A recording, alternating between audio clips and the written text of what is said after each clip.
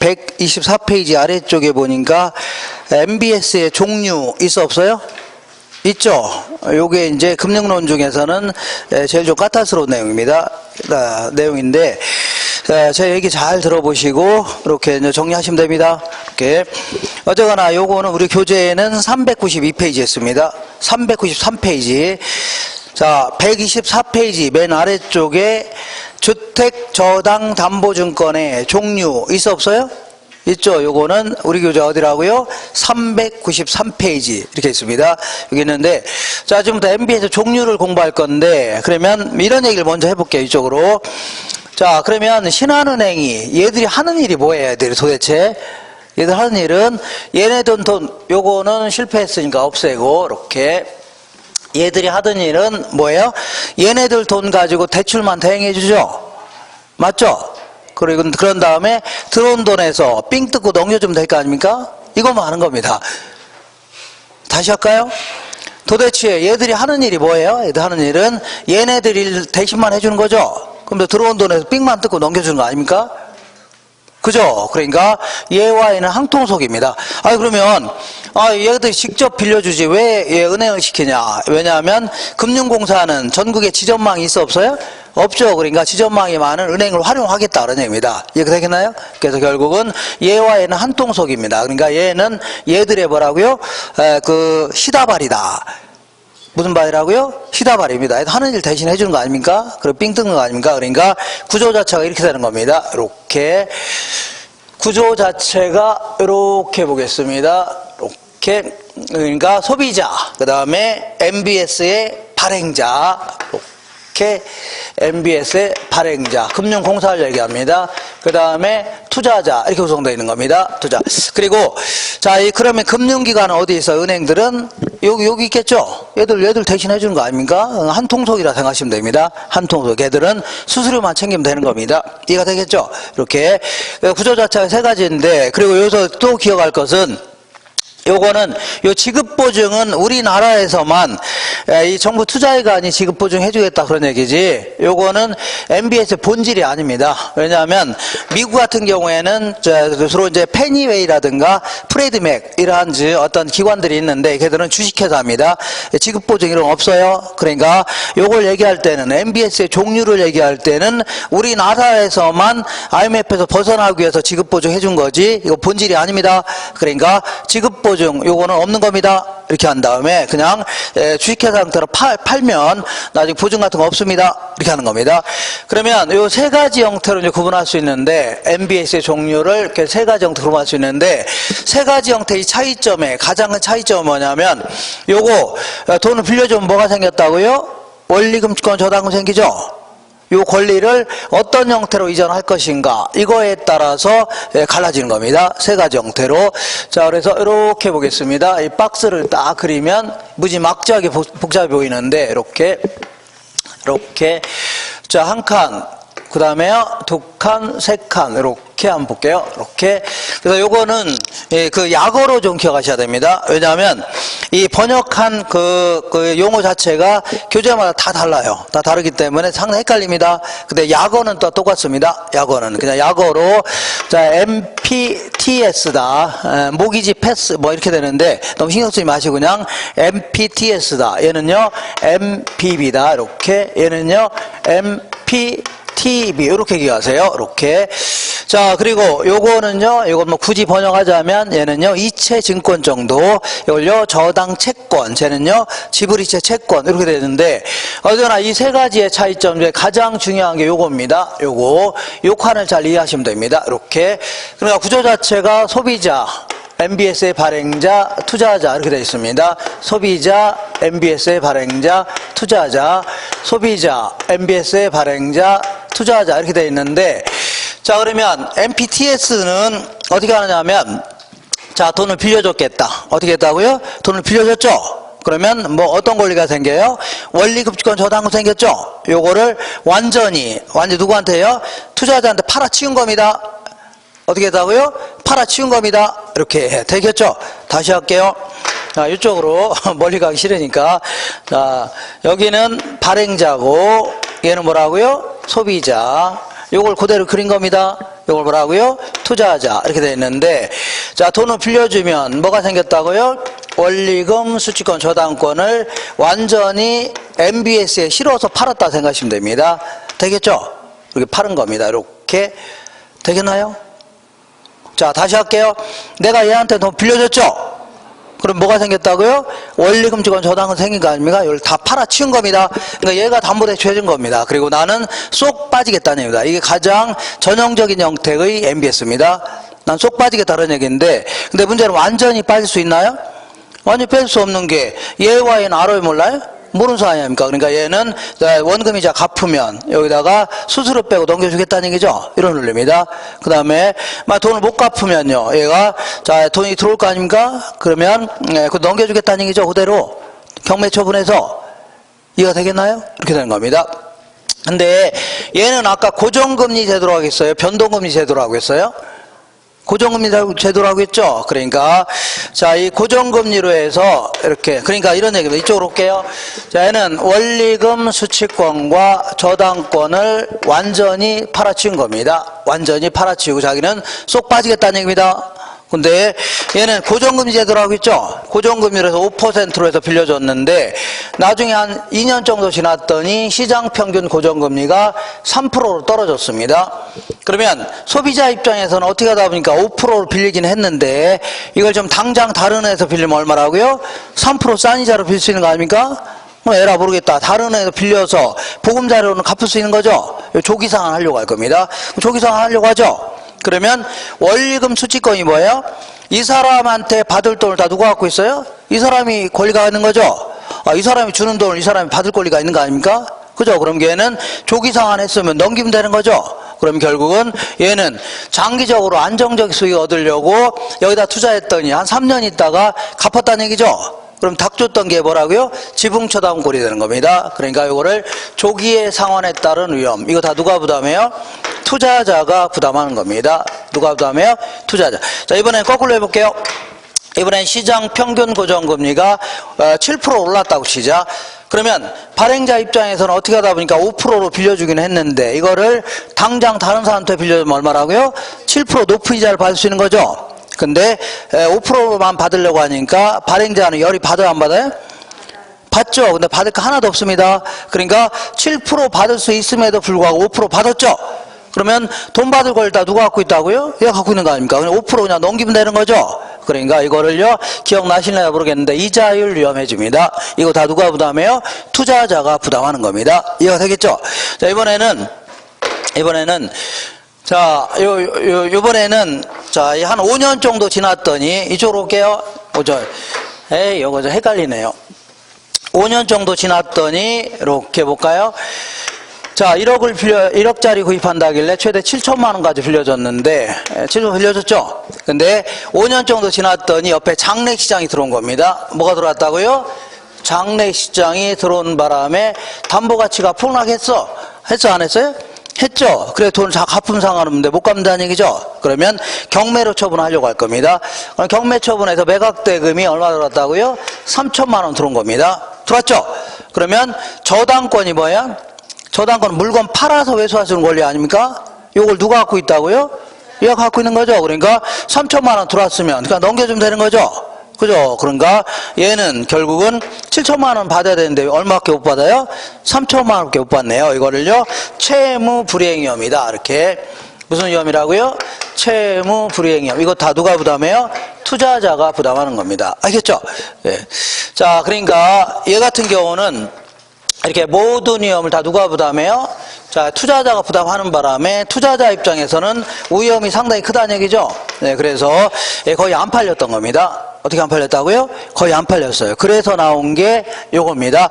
MBB는 이런 식으로 해보자. 어떻게 하냐면, 자, 그 돈을 빌려줬으면 뭐가 생겼다고요? 원리금, 주권, 저당권 생겼죠? 요거를 발행자가 이 권리는 다 갖고 있는 상태에서 담보대출 관련된 모든 권리는 누가 갖고 있어요? 발행자가 갖고 있는 상태에서 어쨌거나 소비자한테 그 돈 받을 돈 있어 없어요? 빌려준 돈 있죠? 받을 돈 있는 거 아닙니까? 요걸 기초로 해서 새로운 회사채를 발행했다 생각하시면 됩니다. 뭘 발행했다고요? 새로운 회사채. 그래서 새로운 회사채 내에는 투자자는 콜 방어권이라는 게 있습니다. 콜 방어권이 뭐냐면 조기 상환을 어떻다고요? 거부할 수 있는 권리 얘기합니다. 조기 상환하면 나 싫다고 할 수 있다는 얘기죠? 이렇게 자 볼게요. 그러면 자, 이 고정금리로 7%로 빌려줬는데 시장금리가 3% 내려갔습니다. 그럼 얘는 조기 상환 하려고 안 하려고요?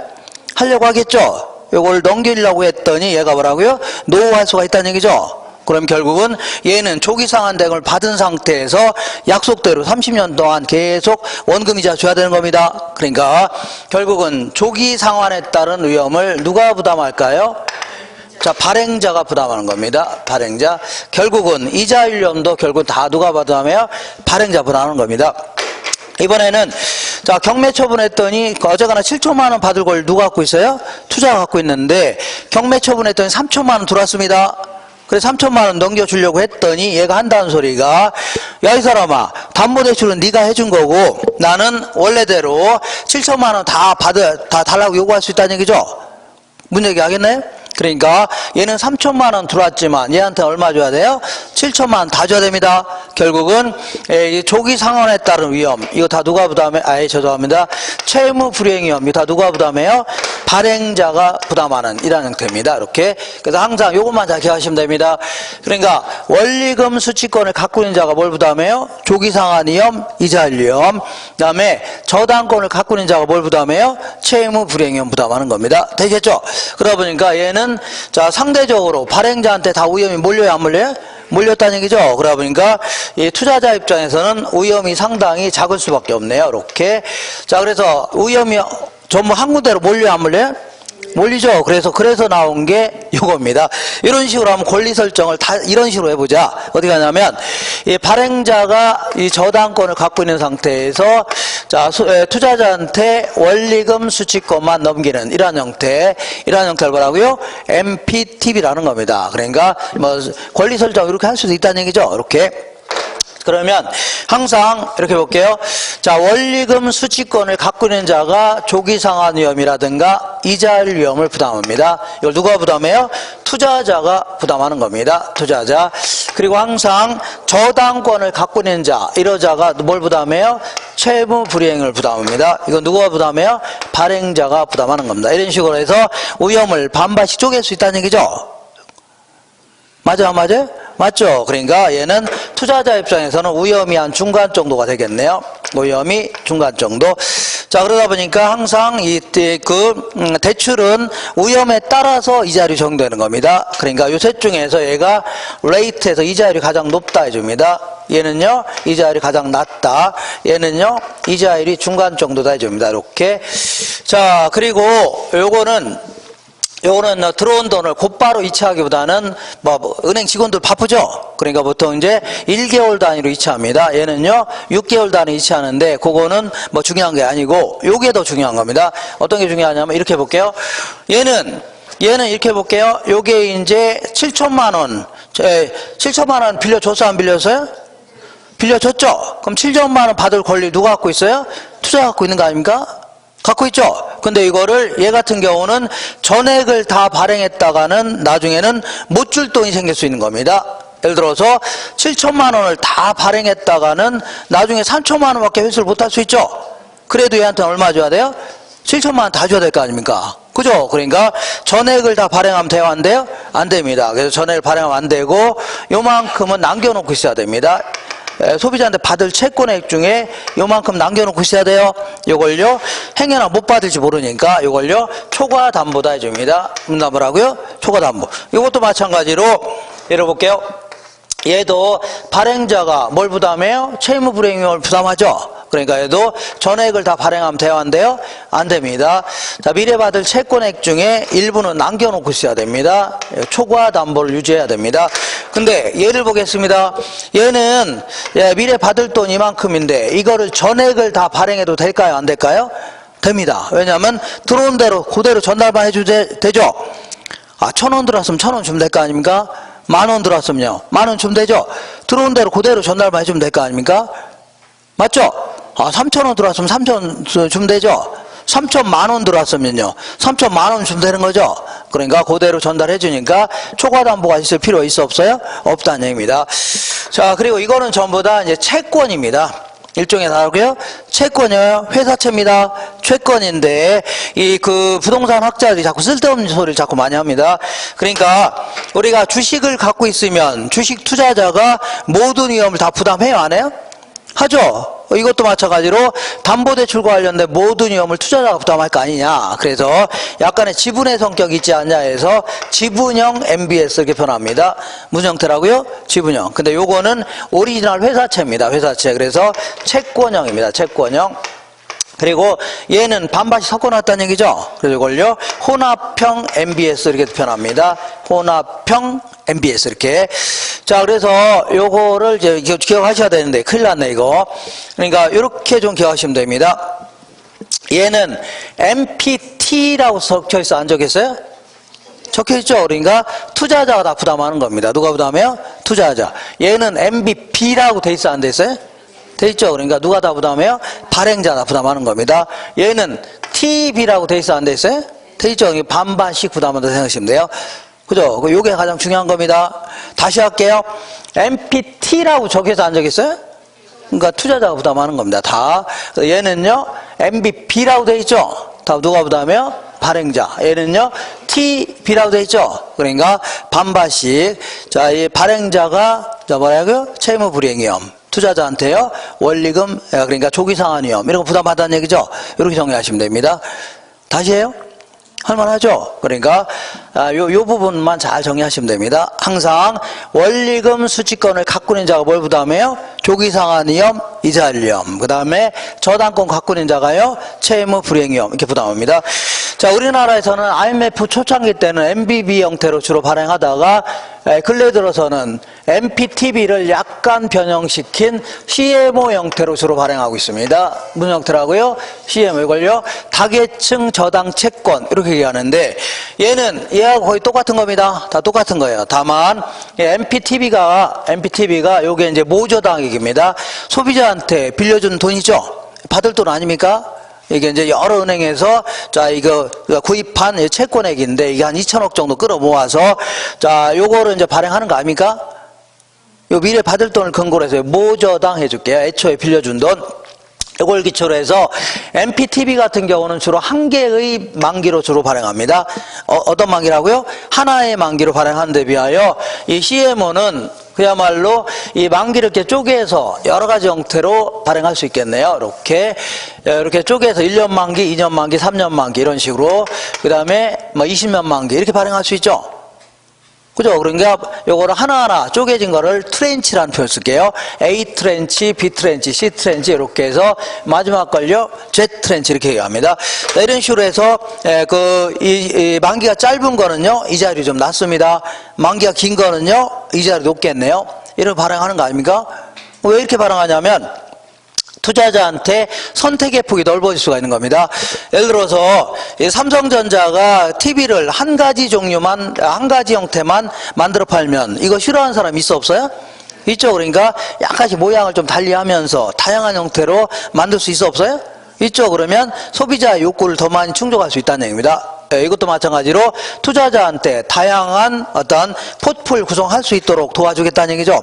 이런 식으로 하는데 얘는 똑같은 겁니다. 얘는 똑같은 거예요. 그렇기 때문에 채무 불이행위험 누가 부담해요? 발행자가 부담하는 겁니다. 그래 발행자가 부담하니까 돈을 못 받을 가능성은 있어 없어요? 없습니다. 못 받을 가능성이 있어 없어요? 없습니다. 다만 원래 조기상환위험 누가 부담해요?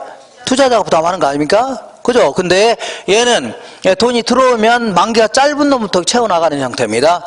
만기가 짧은 놈. 되겠죠? 그러니까, 자, 만기가 내가 만약에 아주 긴 놈을 구입했다. 만기가 어떠더라고요? 긴 놈을 구입했으면, 자, 만약에 이 사람이 조기상환 한다 하더라도, 만기가 짧은 놈부터 채워나가는 식입니다. 이런 식으로.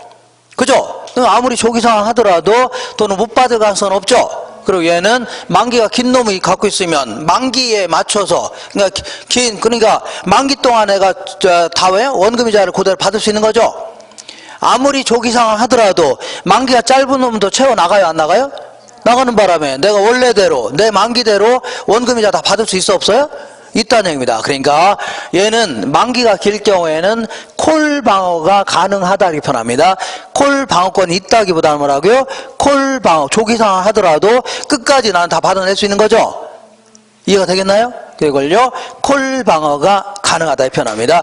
다시 이쪽으로 올게요. 자, 한 장 넘겨보겠습니다.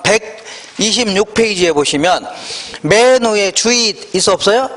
있는데 우리 문제에서는 저당권이라는 표현도 쓰고 그 옆에 그것도 기억하셔야 됩니다. 저당채권 집합물에 대한 소유권 이런 표현도 잘 씁니다. 기억하셔야 돼요. 그 다음에 채무불이행위험은 결국은 7천만 원 받아야 되는데 얼마밖에 못 받아요? 3천만 원밖에 못 받는 거죠. 원금 손실위험 이런 것도 씁니다.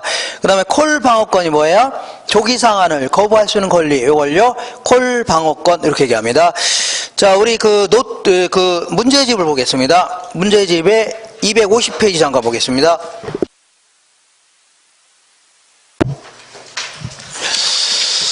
(250페이지) 찾았죠?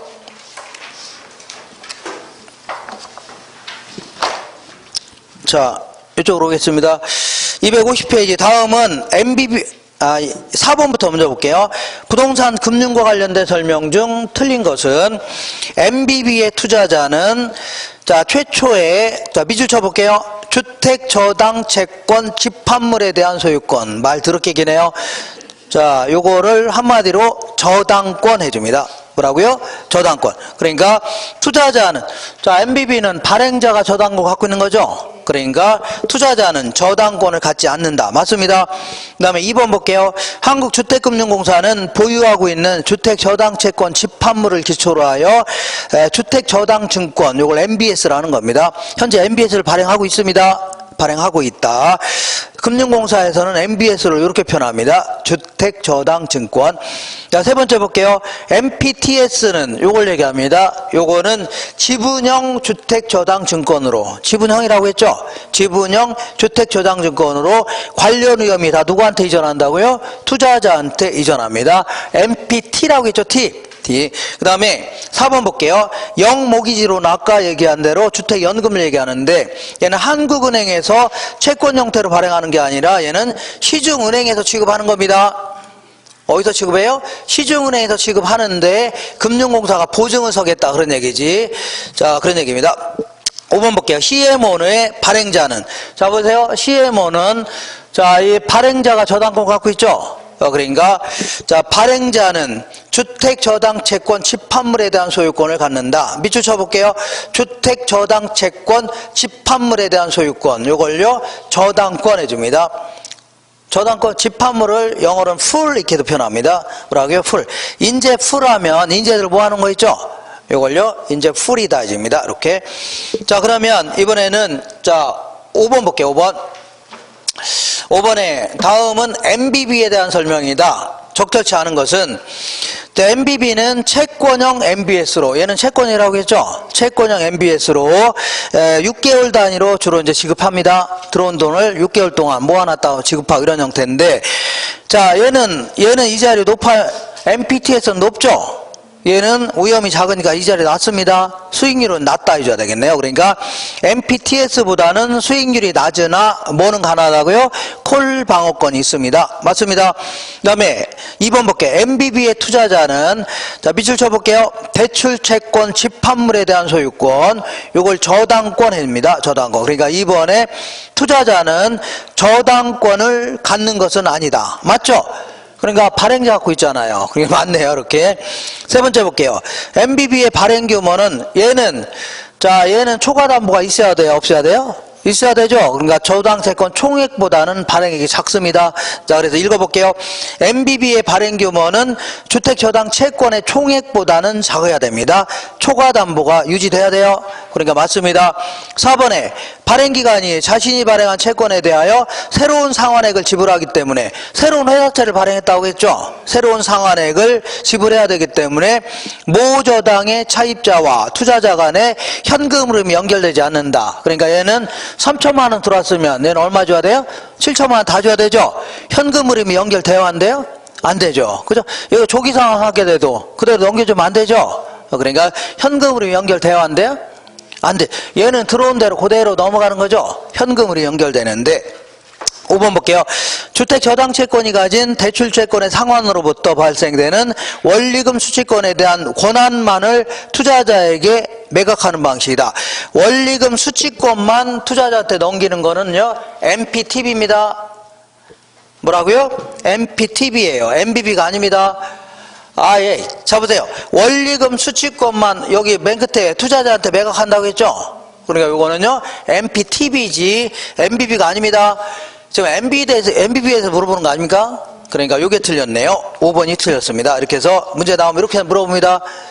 자, 이렇게 해서 그 추가적인 문제는 이따가 이제 기출문제를 또 통해서 한번 풀어볼 겁니다. 이렇게 하시고. 그러니까 요걸 잘 보시면 요것만 잘 해결하시면 돼요. 이거 할 수 있나요? MPTS 하면 누가 다 부담해요? 투자자. MBB 하면 누가 부담해요? 발행자. 그리고 MPTB는요, 반반씩 쪼개서 부담한다는 얘기죠. 이렇게 정리하시면 됩니다. 잠깐만 지우는 시간을 갖겠습니다. 시간을 갖고 127페이지 볼 겁니다. 네.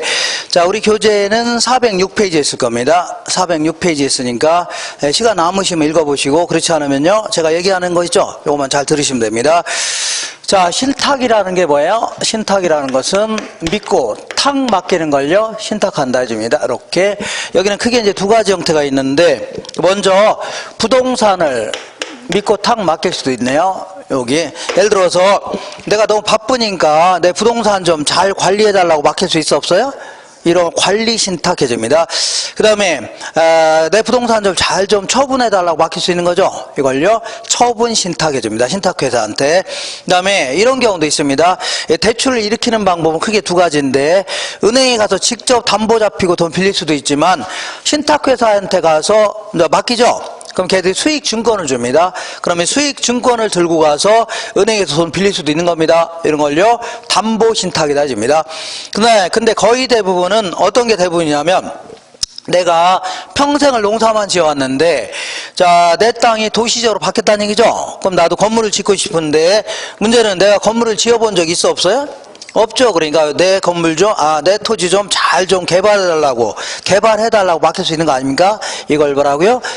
토지 신탁 혹은 토지 개발 신탁 해주는데, 이런 것들은 개발론에서 공부하기로 하고, 요 지금부터는 이제 금전을 갖다 맡기는 걸 얘기합니다. 내 돈 좀 잘 좀 불려달라고 맡길 수 있는 거 아닙니까? 이런 거를요, 요 부분을 공부할 건데, 요거를 자, 이 투자 신탁이다 이렇게 표현합니다. 무슨 신탁이라고요? 투자 신탁이다 이렇게 합니다. 자, 그래서 이 부분을 공부할 건데, 투자를 영어로 뭐라고 하냐면 investment 해줄게요. investment. 그 다음에 신탁을요, trust 해줄게요. 이렇게 해줄게요.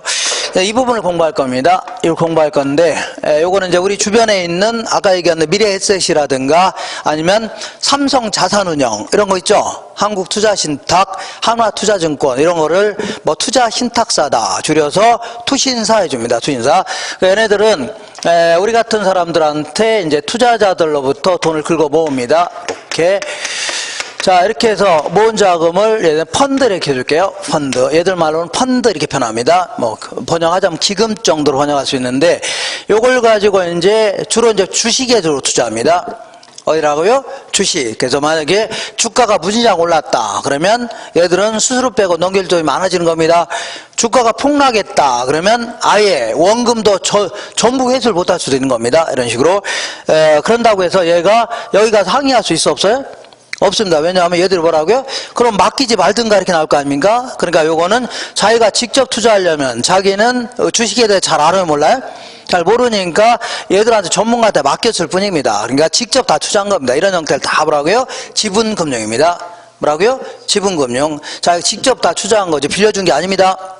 자, 이런 형태인데, 자, 근데 무조건 얘는 주식에만 투자해라 그런 법은 없다는 얘기죠. 얼마든지 다른 돈 될 만한 거다 투자할 수 있는 겁니다. 일반 채권에 투자할 수도 있는 거고, 아까 같이 MBS에 투자할 수도 있는 거고, 아니면요 금이라든가 은 이런 실물 자산에 투자할 수 있는 겁니다. 그리고 또한 달러라든가 엔화 이런 거 있죠. 이런 거에 투자할 수도 있는 거고, 그 다음에 이제 영화를 만들기 위해서 돈을 투자 받을 수 있어, 없어요? 있죠. 이런 걸 영화 펀드라는 겁니다. 이렇게 해서 영화를 만들어 갖고 영화가 대박 났다 그러면 돌릴 돈이 많아져, 적어져요?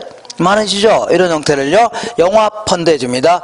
예전에 한번 얘기한 것처럼, 자, 이 펀드를 조성해서 만든 영화 중에 대박 났던 영화가 국제시장. 국제시장 아시나요? 예, 부산에 있는 국제시장, 그걸 배경으로 한 영화, 1000만 관객이 넘어갔죠. 이런 거. 아니면 변호인이라든가 광해, 7번 방의 선물, 과속 스캔들, 이런 형태가 다 그 펀드를 조성해서 만든 영화 중에 대박 났던 영화입니다. 근데 여기다 투자할 수도 있겠네요. 부동산에 투자할 수도 있는 겁니다. 이렇게. 자, 그래서 이제 부동산을 영어로는 뭐라고요? 리얼 에스테이트 해줍니다. 리얼 에스테이트 해갖고, 자, 앞자리 따서 RE 이렇게 해줄게요. 리얼 에스테이트. 자, 그러면 합쳐보겠습니다. 얘랑 얘랑 합치게 되니까 리치 해줍니다. 요건 뭐냐면, 수많은 사람들부터 돈을 긁어 모아서 어디다 투자한다고요? 부동산에 투자해서 거기 생기는 이익을 나눠주겠다는 얘기죠. 요걸 리츠라고 하는 겁니다. 리츠. 그래서 리츠를 운영하는 형태는 크게 이제 두 가지입니다. 이렇게 두 가지. 요거 알아보는 겁니다. 오케이. 자, 크게는 이렇게 두 가지인데, 이렇게 보겠습니다. 요거는 이제 신탁형 리츠다. 자, 요거는 기존에 운영하던 스타일입니다. 예컨대 한화투자증권이 돈을 긁어 모아서 부동산에 투자할 수 있어 없어요? 있죠. 이럴 경우는 이런 걸요 신탁형이라는데, 얘네들은 돈을 긁어 모으면서 자, 이 믿고 맡겼다는 형태의 수익증권을 발행합니다. 믿고 맡겼다는 형태의 뭘 발행해요? 수익증권을 발행하기 때문에 이 수익증권의 소유자는 위탁자입니다. 그러니까 믿고 맡긴 자의 형태로 참여하는 이런 형태입니다. 자, 이런 형태로 운영하는 걸요 신탁형 리츠 해줍니다. 자, 신탁형 리츠라고 하는데, 얘는 조금 이따 얘들하고 어떤 차이점이냐면, 얘네들은 주로 이제 개방형 형태로 운영합니다. 개방형이 뭐냐면 투자자가 이제 돈을 투자했죠. 투자하면 수익증권을 들고 있을 거 아닙니까? 근데 애가 이제 갑자기 수술해야 돼서 돈이 급해요, 안 급해요? 급할 수 있죠. 그러면 수익증권 들고 가서 내 돈 돌려주세요 했을 때 얘들 돌려줘야 됩니다.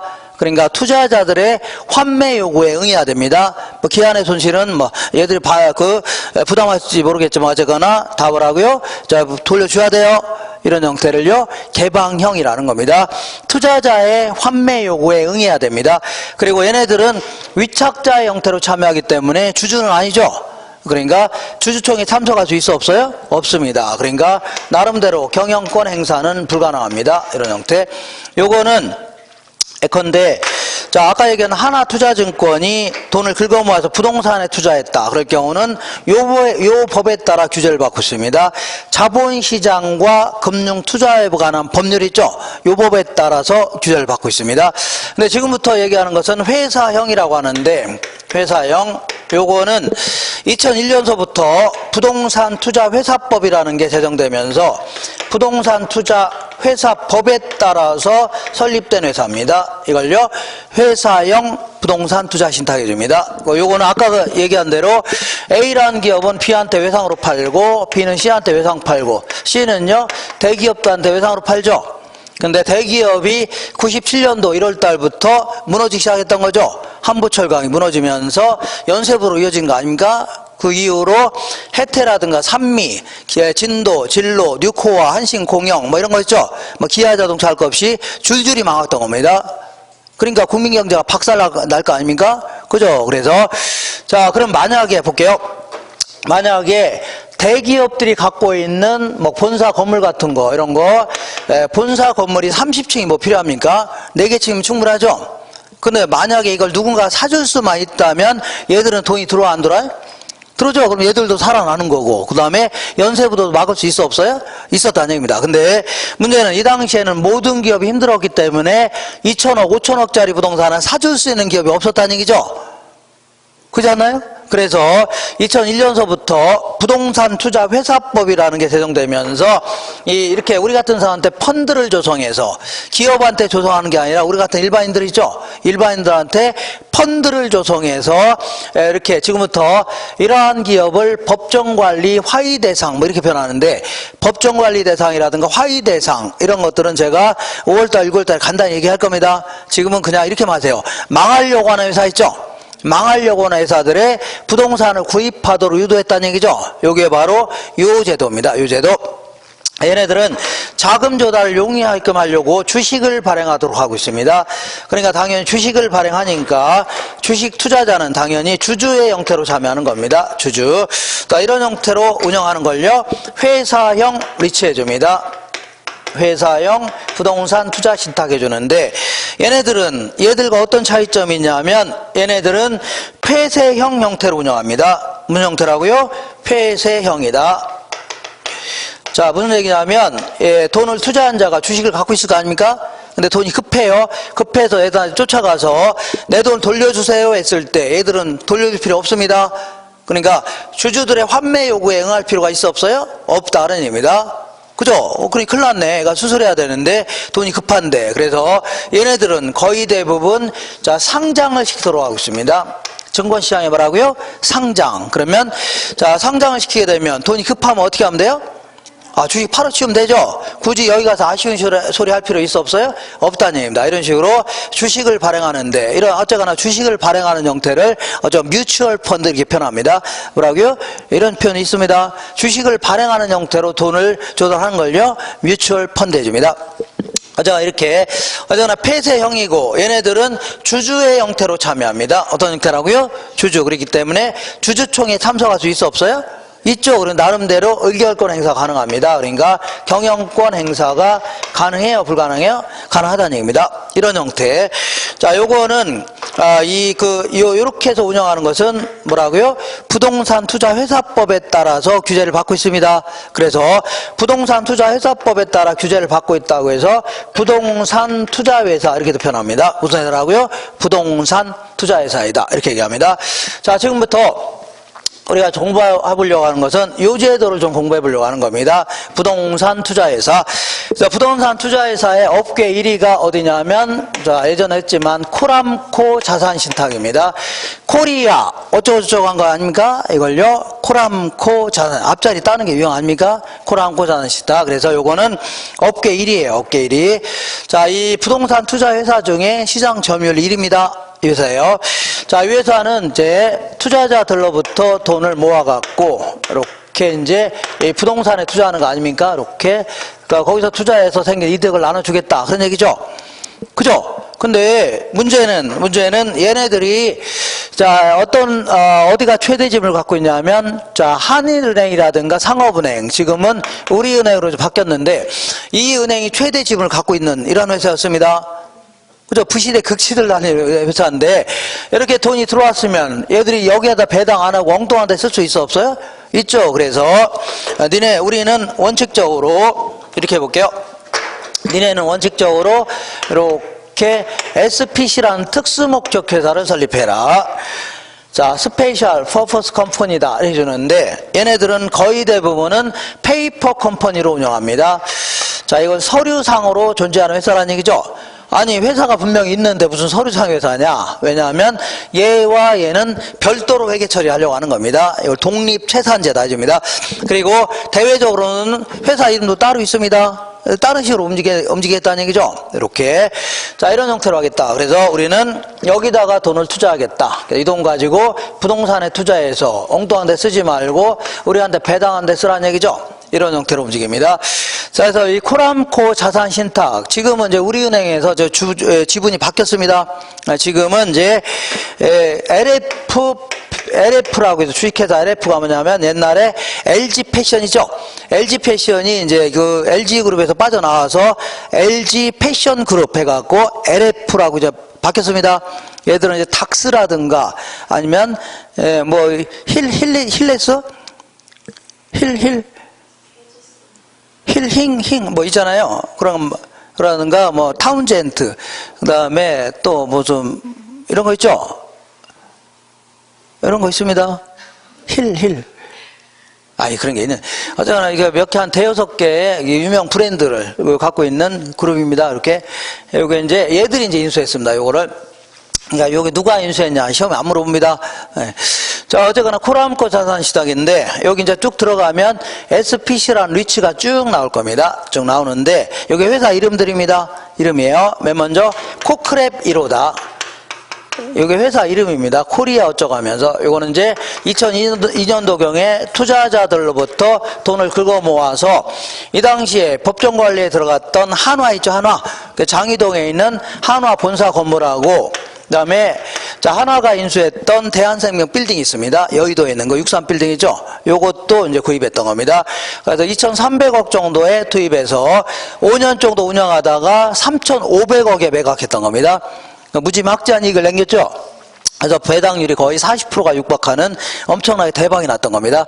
원래 처음에 이렇게 대박 나야 막 계속 투자할 거 아닙니까? 그래서 그러다가 이제 2006년도경에 이제 코크랩 8호가 나왔는데 계속 2호, 3호, 4호 나오다가 8호가 나왔는데 얘는 이제 투자자들로부터 돈을 긁어 모아서 이 당시에 최고의 투자처가 어디였냐면 자, 오피스텔이었습니다. 오피스텔. 잘 나가는 오피스텔. 그래서 종로에 있는 G타워하고 센트럴타워 요거를 구입했던 겁니다. 이렇게 해서 쭉 뭐가 나오냐면 한 48개 정도의 리츠가 쭉 나와 있을 겁니다. 이렇게 들어가시면 자, 그래서 지금부터 이름을 붙여볼게요. 이름. 자, 지금부터 요 코크랩 1호 요걸 뭐라고 하냐면 기업 구조조정 리츠다 해줍니다. 구조조정 리츠. 요걸 뭐라고 하냐면 요 리츠를요 일반 부동산에 투자한 겁니다. 요거는 법정 관리라든가 화의 대상 부동산이 아니에요. 그냥 일반적인 부동산입니다. 요걸 뭐라 하냐면 위탁 관리 리츠 이렇게 표현합니다. 자, 그래서 요 두 놈은 그 서류상으로만 존재하는 겁니다. 명목형 리츠다 해줍니다. 자, 서류상으로만 존재하는데 이런 식으로 일반 부동산에 투자하는 경우에는 실체 회사도 인정이 됩니다. 자, 종업원을 직접 채용해서 투자 운영까지 하겠다는 얘기죠. 이런 걸 뭐라고 하냐면 자기관리 리츠다 해줍니다. 무슨 리츠라고요? 자기관리. 이렇게 해서 일반 부동산에 투자하는 경우는 이렇게 자기관리 리츠 이것도 인정합니다. 그래서 우리 같은 이제 공인중개사라든가 감정평가사 있죠? 이런 분들을 실제로 그 자산운용 전문 인력으로 채용해야 됩니다. 5년 이상 경력 있는 자들 이런 사람을 채용해서 운영하는 형태를요 자기관리 리츠라는 겁니다. 뭐라고요? 자기관리. 그래서 자, 우리 시험에서는 자, 128페이지에 보시면 잡다한 얘기가 나와 있죠? 128페이지 나왔어 안 나왔어요? 나 요거는 뭐 거기서 물어보는 게 아니라 거의 129페이지에서 물어봅니다. 129페이지. 그러니까 128페이지는 시간 나면 읽어보시고 주로 어떤 쪽이라고요? 129페이지는 해마다 한 문제 물어봅니다. 최소한 한 문제 물어봅니다. 자, 맨 위에 읽어볼게요. 부동산 투자회사 법이다 해서 우리 교재는 408페이지에 있습니다. 408페이지. 먼저 발기 설립 후에 자, 회사를 설립하는 경우는 크게 두 가지가 있는데 먼저 발기인들이 모여서 일단 주식을 인수한 다음에 그 법원에 가서 상업등기가 상업등기를 마치면은 회사가 설립되는 겁니다. 이걸요 발기 설립이다. 그러니까 간단히 설립할 수 있는 거죠. 근데 이제 대규모 회사 같은 경우는 모집 설립의 형태를 취해야 됩니다. 모집 설립이 뭐냐면 발기인들이 우리 회사 하나 차리겠다는 얘기죠. 그러면서 이제 신문에 공고를 냅니다. 우리가 이런 회사를 차릴 거니까 투자자들은 모이세요 할 수 있는 거죠. 그러면 일단 체육관 같은 데 빌려서 창립총회를 개최합니다. 그래서 창립총회에서 4분의 3 이상이 찬성해야 됩니다. 그래야지 회사가 설립되는 이러한 형태를요 모집 설립이라는 겁니다. 어쨌거나 얘네들은 간단히 발기 설립도 가능합니다. 그런 다음에 국토교통부 장관의 인가 혹은 등록을 받도록 하고 있다는 얘기죠. 그리고 얘네들은 주식회사로 하고 있습니다. 어떤 회사라고요? 주식회사로 하고 있습니다. 여기에는 자, 크게 이제 세 가지가 있는데 먼저 자기관리 리츠는 읽어볼게요. 자산운용 전문 인력을 포함한 임직원을 상근으로 두면서 투자 운용을 직접 수행하는 회사, 이런 회사를요 자기관리 리츠 해줍니다. 2번, 3번은 위탁관리, 구조조정인데 위탁관리는 일반적인 부동산에 투자하는 경우고 구조조정 부동산 투자회사는요 법령이 정하는 투자자산이 있습니다. 그러니까 아까 얘기한 대로 망하려고 하는 회사들 있죠? 이런 데 투자해야 정부에서 지원을 받습니다. 이런 걸요 구조조정 리츠라는 겁니다. 둘 다 명목형인데 그러니까 둘 다 똑같은 겁니다. 두 번째 줄 볼게요. 본점, 이거는 서류상으로만 존재하는 거기 때문에 본점에 지점을 설치할 수 있어 없어요? 없고 직원을 고용하거나 상근 임원을 둘 수가 없는 겁니다. 아, 무슨 서류상 회사가 뭐 직원을 고용합니까? 그죠? 다만 회계 처리하려고 본점 정도는 줄 수가 있습니다. 다만 지점을 줄 수 있어 없어요? 없고 종업은 책임할 수 없는 겁니다. 그래서 투자 운영은 다 누구한테 맡긴다고요? 자산관리회사한테 맡기는 형태입니다. 이거 되겠죠? 그러면 그 밑에 자산관리회사는요, 아까 얘기한 대로 구조조정이라든가 위탁관리 부동산 투자회사에 위탁을 받아서 투자 운영 업무를 수행하는 거 있죠? 수행하는 거를 주된 목적으로 하는 회사를요, 자산관리회사 해줍니다. 한 장 넘겨볼게요. 넘겨보시면, 자, 여기서 이제 이렇게 볼게요. 회사는 크게 이제 이렇게 세 가지 형태로 구분하는데, 요걸요, 기업 부조조정 리츠라는 겁니다. 요게 이제 주된 목적이 요거였는데, 일반 부동산에도 투자할 수 있다는 얘기죠. 그래서 여기에는요, 자기관리 리츠라는 게 있고, 얘는요, 위탁관리 리츠라는 게 있습니다. 이렇게. 자, 어쨌거나 이렇게 볼게요. 여기 아주 자주 나오는 거 기억하셔야 됩니다. 얘네들은 아까 얘기한 대로 얘네들은 뭐라고요? 얘는 실체가 있는 회사입니다.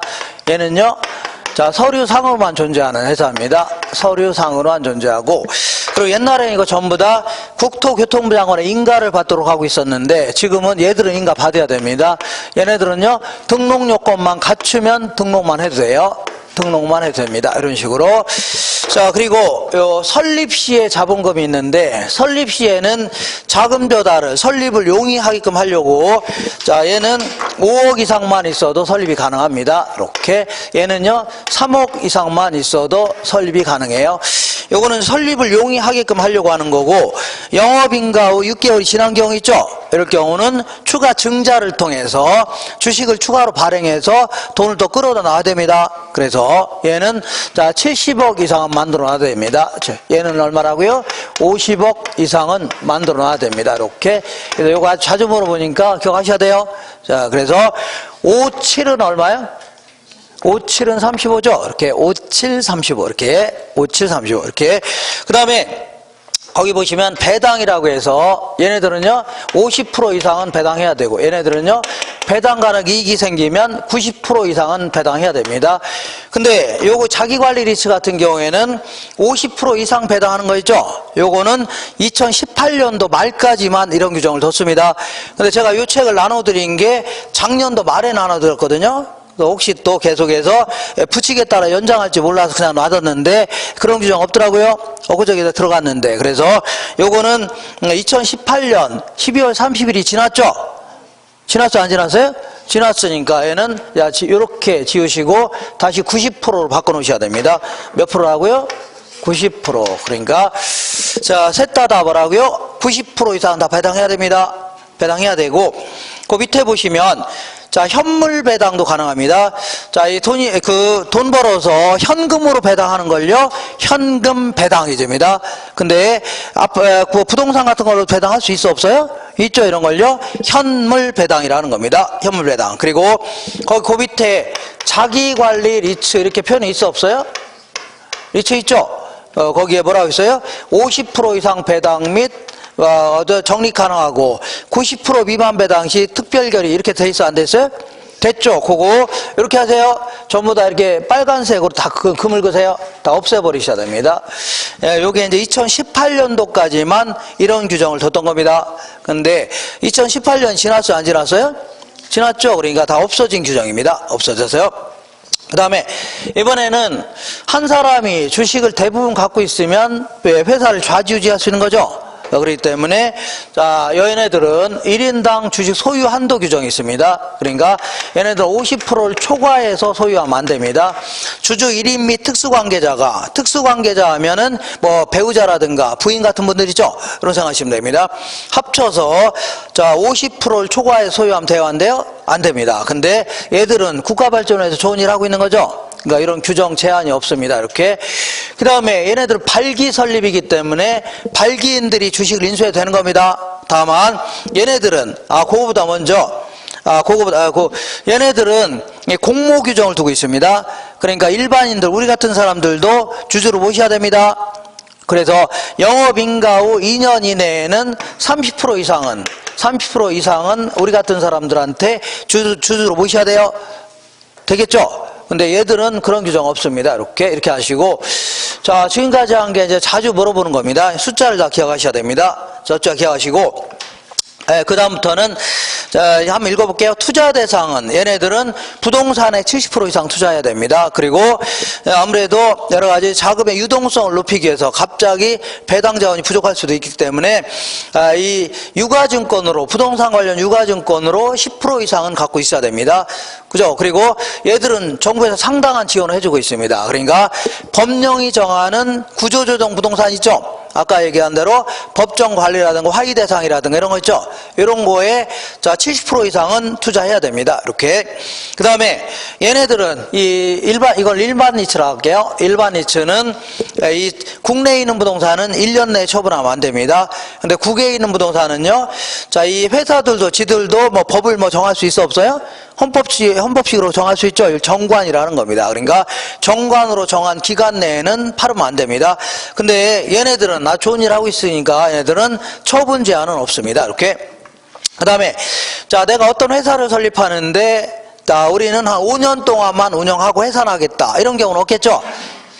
영원히 존속한다는 가정하에 회사를 설립하는 거 아닙니까? 그러니까 얘네들은 무기한불이치입니다. 기간 정함이 없는 겁니다. 다음에 얘네들은요, 나중에 인터넷 들어가시면 저기 한화 본사 건물 팔았죠? 그럼 회사는 청산하고 없어진 겁니다. 아예 없어진 겁니다. 그러니까 기한부로 운영하는 겁니다. 다만 위탁관리 같은 경우에도 얘네들도 선택은 가능합니다. 기한부로 할 수는 있어요. 이렇게. 자, 그 다음에 현물, 자, 이렇게 잡으세요. 자, 현금으로 이렇게 투자자가 출자하는 걸요, 현금 출자라는 겁니다. 근데 부동산 같은 걸로 출자할 수 있어 없어요? 있죠. 이런 걸요, 현물 출자라는데, 이 현물 출자는 설립 시에는 불가능합니다. 언제는 불가능하다고요? 설립 시에는 불가능하고, 영업인가후 요걸 최저 자본금 규모라고 합니다. 최저 자본금 규모를 갖춘 상태에서는 현물 출자 가능합니다. 근데 현물 출자가 옛날에는 부동산에만 한정돼 있는데 지금은요, 지상권, 임차권, 부동산 신탁 수익권 요것도 다 가능합니다. 그렇게 하셔야 돼요. 약간의 상법상의 용어들이라 이해하기가 좀 힘들 수도 있겠네요. 그 다음에 합병 제한이라고 해서 얘네들은 부동산 투자 회사끼리만 합병해야 됩니다. 롯데제과하고 합병하면 돼요? 안 돼요? 안 됩니다. 이렇게. 그 다음에 개발사업이 뭐예요? 개발사업은 건물 지어서 분양하거나 아니면 여러 골프장 지어서 뭐 분양하거나 이런 거 아닙니까? 요거는 위험이 커요, 작아요? 나중에 분양이 안 될 수 있는 거죠. 그러니까 이런 것들은 주주총회 특별 결의가 있어야 투자 비율을 정합니다. 개발 사업의 투자 비율을 뭘로 정한다고요? 특별 결의로 정합니다.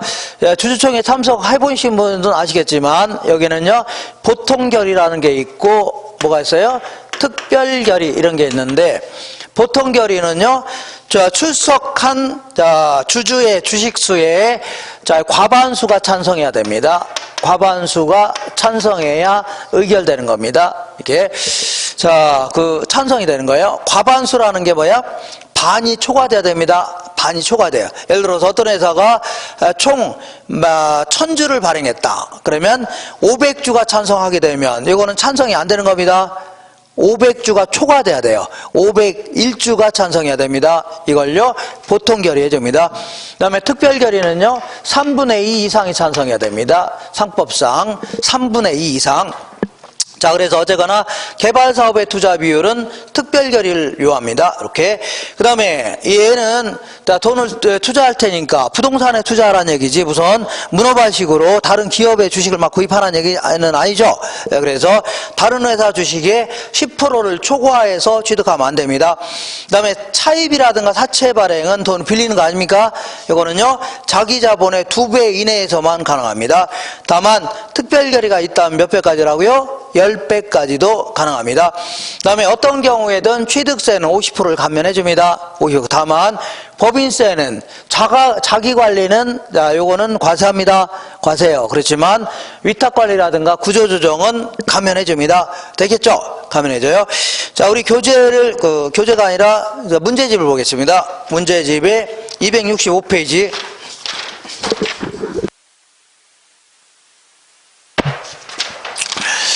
265페이지 찾으셨나요?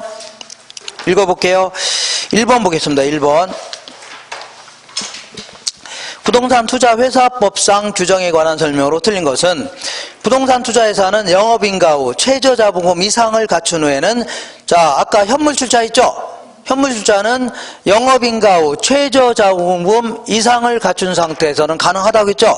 나중에는 자본금의 100%가 다 현물투자로 바뀌어 있어도 상관없습니다. 100%까지도 가능하다. 그 다음에 2번 볼게요.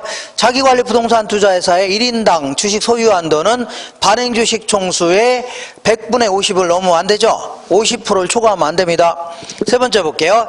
위탁관리 부동산 투자회사는 서류상으로만 존재하는 거죠? 그렇기 때문에 본점에 지점을 설치할 수 있으며가 아니라 없으며, 직원을 고용하거나 상근 임원을 둘 수 있다가 아니라 없다 해줘야 됩니다. 없다. 그 다음에 4번 보시면, 자, 얘네들은 자기관리 리츠 같은 경우는, 자, 감정평가사라든가 공인중개사를 5년 이상 경력을 둔 사람들이죠. 이런 분들을 자산운용 전문 인력으로 두도록 하고 있습니다. 감정평가사 또는 공인중개사로서 해당 분야에 5년 이상 종사한 사람은 자기관리 부동산 투자회사의 상근 자산운용 전문 인력이 될 수 있다는 얘기죠. 맞습니다. 5번에 위탁관리 부동산 투자회사 및 구조조정 부동산 투자회사의 설립 자본금은 얼마 이상이라고요? 3억 이상입니다. 5735 해갖고.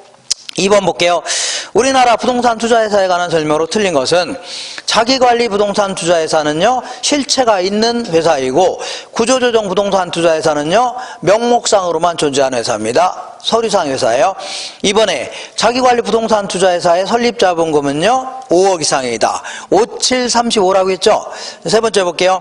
부동산 투자회사는 영업인가 후 최저자본금 이상을 갖춘 후에는 자본금의 100%까지 다 뭐가 가능하다고요? 현물출자도 가능합니다. 그 다음에 구조조정 부동산 투자회사는 대통령이 정하는 바에 따라서 국토교통부 장관에게 등록을 해야 됩니다. 쟤네들은 등록을 왜 한다고 했죠? 두 놈은 이렇게. 네, 맞습니다. 구조조정 부동산 투자회사의 경우에 1인과 주주 1인과 특별관계자는 발행주식 총수의 30%를 초과하여 소유하지 못한다. 이게 틀렸네요. 구조조정은 이렇게 소유 한도에 제한이 있어 없어요? 없다고 했죠? 소유 한도 제한이 없다 해줘야 됩니다. 이렇게 그 문제 나오면 이렇게 나옵니다. 이따가 잠깐 기출문제도 풀어볼 거니까 그런 줄 아세요? 이렇게 잠깐 쉬었다가 그 다음 냉시할 겁니다. 이렇게.